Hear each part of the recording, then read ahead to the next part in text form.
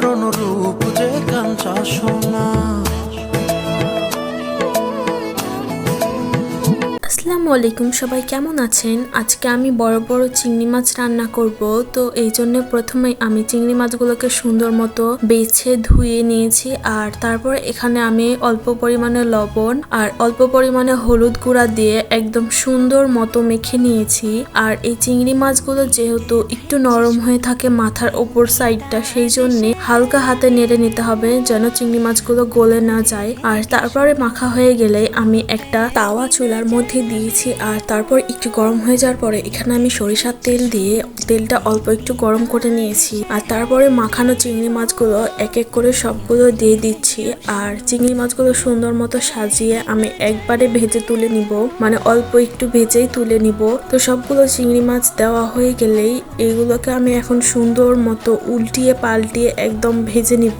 এই চিংড়ি মাছটা একদম ঘরোয়া পদ্ধতিতে রান্না করা হয়, তাই যে কেউই এই চিংড়ি মাছটা রান্না করতে পারে। আমার তো মনে হয় এমন কেউ নাই যে এই চিংড়ি মাছ পছন্দ করে না।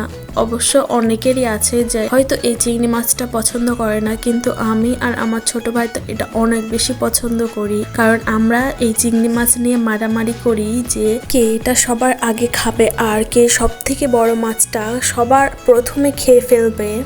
তো এই চিংড়ি মাছগুলো সুন্দর মতো ভাজা হয়ে গেলে আমি একটা পাতিলে পেঁয়াজ আর মরিচ সুন্দর মতো ভেজে নিয়েছি। আর ভাজা হয়ে গেলে আমি এর মধ্যে অল্প একটু পানি দিয়ে তার মধ্যে আদা রসুন বাটা, জিরা বাটা, পরিমাণ মতো লবণ, হলুদের গুঁড়া, মরিচের গুঁড়া, একটু পাঁচ মশলা গুঁড়া আর একটু ধনিয়া গুঁড়া দিয়ে মশলাটা সুন্দর মতো কষিয়ে নিয়েছি। কষা হয়ে গেলে এখানে আমি ভেজে রাখা চিংড়ি মাছগুলো দিয়ে দিয়েছি। আর ভেজে রাখা চিংড়ি মাছগুলো দেওয়া হয়ে গেলে আমি এখন সুন্দর মতো চিংড়ি মাছগুলোকে কষিয়ে নিব।